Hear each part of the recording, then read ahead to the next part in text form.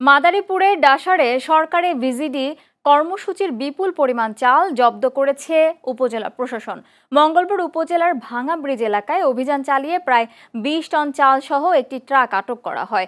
পরে চাল বোঝাই ট্রাকটি ডাসার থানায় নিয়ে যাওয়া হয়েছে। খাদ্য অফিস জানায়, ভিজিডি কর্মসূচির আওতায় দরিদ্র জনগোষ্ঠীর মাঝে খাদ্য সহায়তা প্রদান করা হয়। এ কর্মসূচির চাল পুষ্টিমান বৃদ্ধির লক্ষ্যে বিশেষভাবে প্রক্রিয়াজাত করা হয়, যেখানে সাধারণ চালের সঙ্গে ভিটামিন ও প্রোটিন সমৃদ্ধ উপাদান মেশানো থাকে। সংশ্লিষ্টরা জানান, এ ধরনের চাল খোলা বাজারে বিক্রির কোনো নিয়ম নেই এবং সাধারণ বাজারে এ চাল উৎপাদন বা বিপণনও প্রচলিত নয়। তবে সংশ্লিষ্ট কর্তৃপক্ষকে অবহিত না করে চাল পরিবহন করা তার ভুল হয়েছে বলে তিনি স্বীকার করেন। ডাসার উপজেলা নির্বাহী কর্মকর্তা জাকিয়া সুলতানা জানান, সরকারি চাল জব্দ করা হয়েছে এবং ঘটনাটি তদন্ত করে প্রয়োজনীয় আইনি ব্যবস্থা নেওয়া হবে।